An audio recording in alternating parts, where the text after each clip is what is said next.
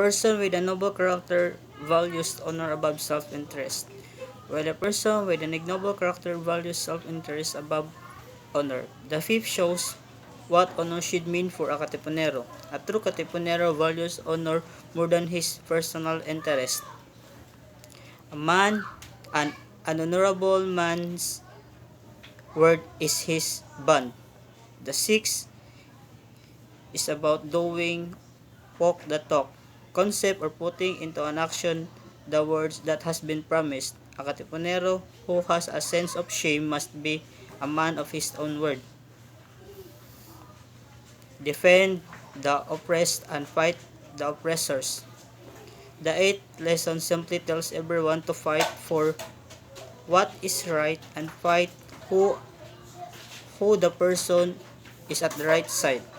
A Katipunero must protect the weak and fight those oppress the weak. I would rather choose a honorable man's by at a word his bond.